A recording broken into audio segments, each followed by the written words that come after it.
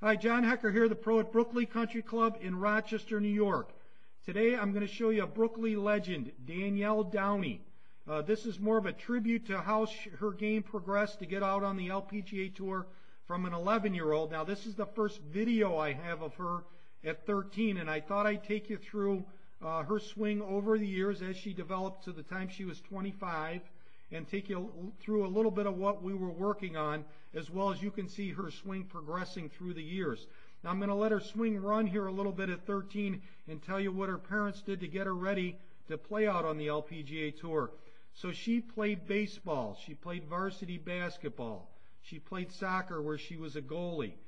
She started playing on the boys varsity golf team in 7th grade. So at this point she's playing boys varsity golf already. Her dad is a good player, and so were some of his friends.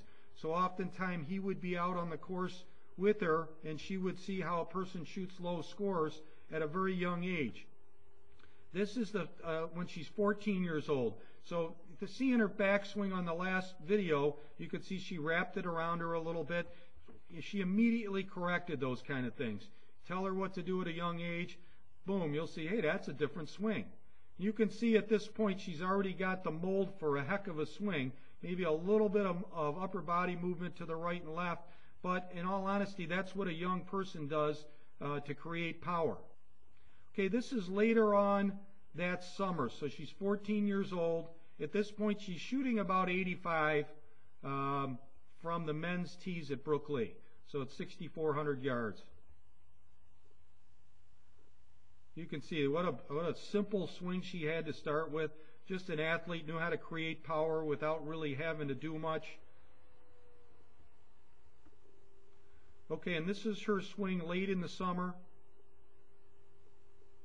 And you can see she's even grown and progressed while she's 14 years old. You can see the changes just during the season. Okay, well, I'm going to go right to when she's 16. And this is the point where I actually recognize, hey, this girl's going to be a tour player. Very special player in the sense that didn't have as much to work on with the swing, but had a lot to work on learning how to play, and she wanted to shoot low scores.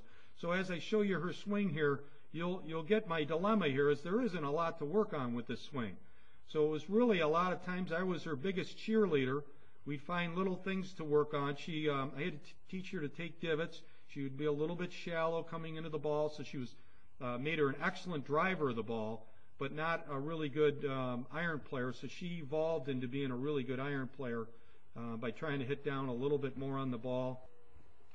This is when she's 17 years old. Now, at this point, she's committed to going to Auburn University, and she would end up being a 3-time All-American there, finishing in the top 10 3 times in the NCAA championship, and you'll really see it now.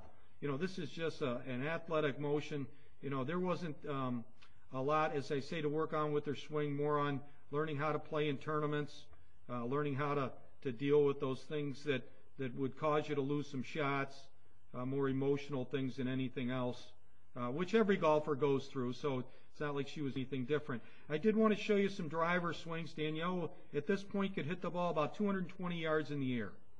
And you'll see why. She has that nice little move off the ball, and she could really sweep it out there. She really, through college, only played a draw.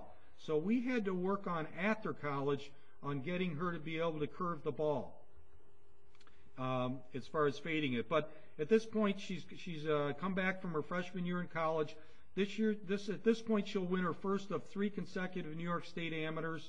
Really wasn't much of a contest, and it's not that the other girls weren't good players. You can just see how talented she is at this point. She's learned how to score at college.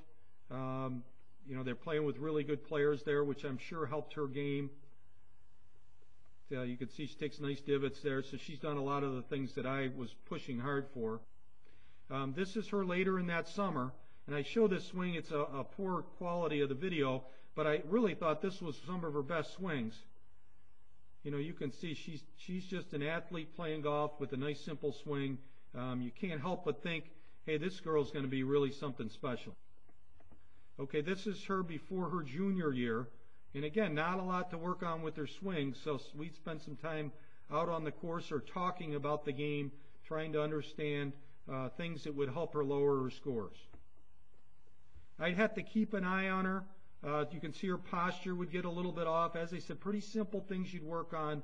So her posture was a little bit off here. But also, you have to be amazed at how good her swing is. And I would show her oftentimes the things that she did really well or that were strengths of hers. She had a beautiful grip.